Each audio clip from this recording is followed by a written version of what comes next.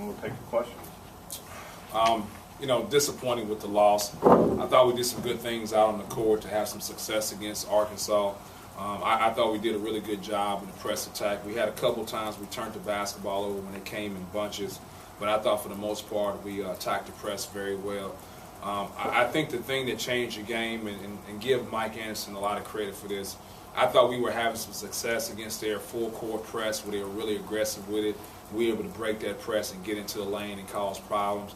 And then they went to the 2-2-1, which is a softer press, which really just focuses on keeping you in front of the ball, then drops back to the 2-3 zone. And I thought that's where the momentum changed because we weren't getting an attack at that point in time.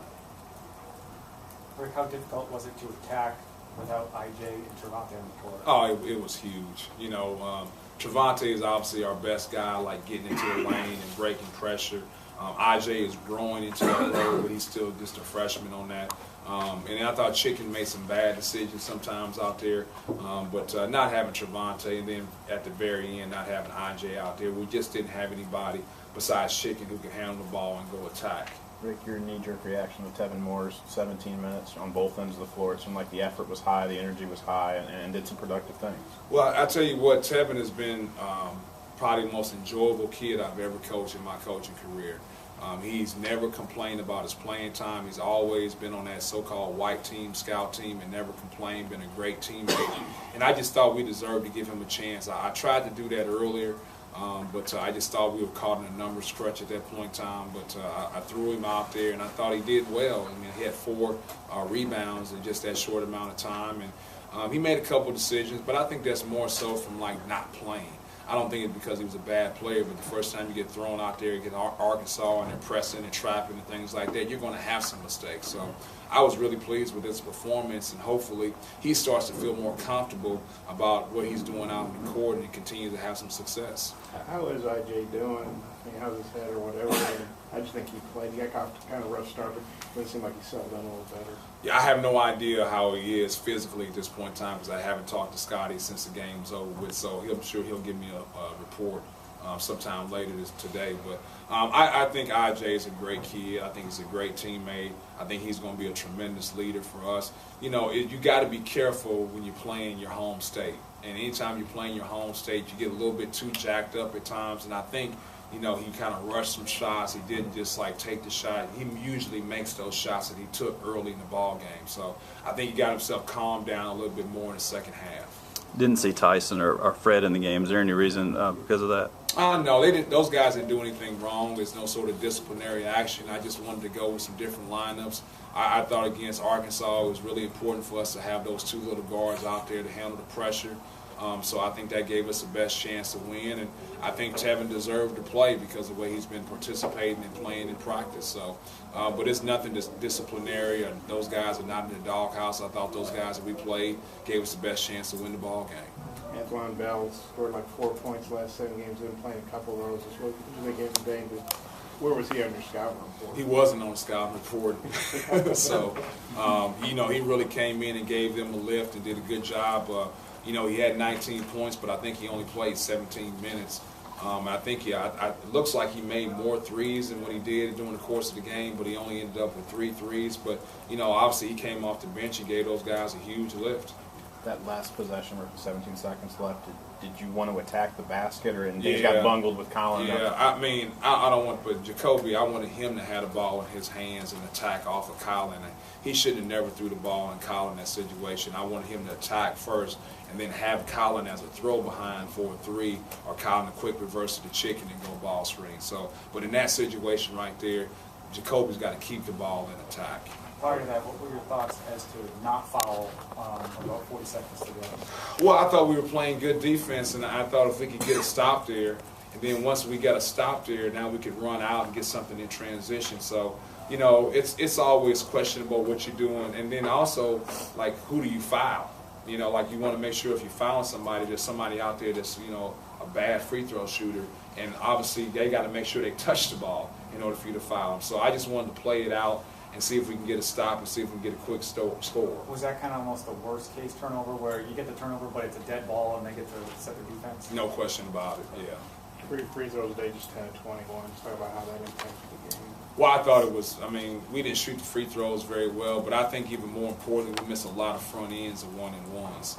So I think that's the killer when you get to the free throw line and you miss the front end of a one-and-one. Now you're taking away opportunity not only to get 1 point, but also 2 points. So I thought that was really detrimental to us because I thought we did a good job of getting to the free throw line, but we didn't make them. With them making 7 threes in the first half, and then you look up at halftime, you're going to the locker room, you're only down 4. Did you guys feel like you had the momentum going in there and feel good about it? I didn't feel like we had the momentum, but I felt like we had to do something better as far as guarding the three-point line. I thought in those first 5 to 6 minutes there was just a mirage of three-point shots by them, and I didn't think we closed out. We're already a small team, and so when we're closing out the shooters and we don't close out with our hands up, then it's just like they're just shooting. And so we got to make sure, like, when we close out the guys, we got to close out with hands. And I didn't think we did a good job at that at all in those first 5 to 6 minutes. Can you talk about how the team is continuing to play hard and continue to fight despite being on this losing streak? Yeah, I mean, it's to be expected. I mean, I'm not trying to belittle that, but, like, you're supposed to play hard regardless of the situation. And so I know some people want to give these guys credits for playing hard through the losing streak. But, I mean, if you're not playing hard, you're not giving yourself a chance to win. So, you know, with us having so many, you know, few numbers, we only got 8 scholarship guys. If you're not out there playing hard, then you have 0 chance of winning. So, to me, the playing hard part is to be expected. Arizona's had road issues for, I don't know, about a decade or so, but they won at Vandy, they won here, they almost won at Mizzou. Just in preparing for them and seeing them today, just what's your thoughts on them as a team and maybe why they're a better road team? Oh, I never worry about stuff like that. I mean, like, when I'm watching tape, I'm watching personnel, I'm watching plays, I'm not watching the venue. So to me, like, that's something psychologically for them to figure out. But, like, to me, I don't see them playing different on the road or playing at home. I mean, to me, that's for Arkansas to figure out. But I think they're a good basketball team, and they put you in some unusual binds because of the way they press and attack. What did the officials say as to why IJ's wasn't a flagrant and Collins, I guess, was a flagrant?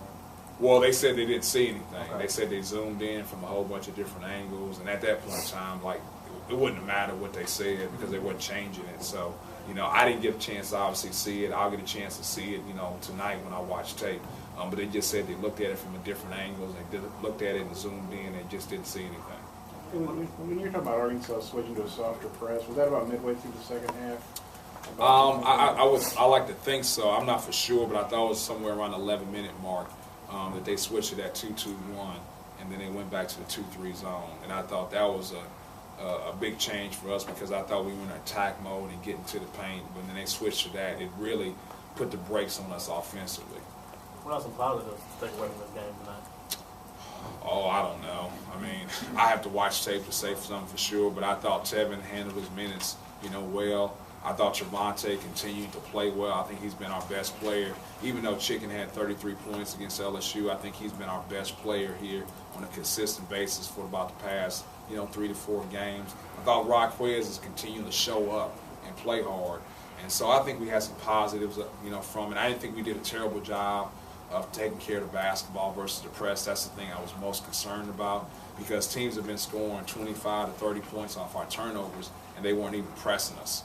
And so now I was really worried about Arkansas pressing us and getting 40 points off turnovers. So I thought we did a fairly decent job taking care of the ball versus the press, except we had a couple episodes where it was back-to-back turnovers. Rick, Tevin came in here and said that yesterday in practice he got off the white team or had some starter minutes in practice. Obviously this was premeditated on your part, but it seemed like he recognized, okay, I'm getting rewarded here for something.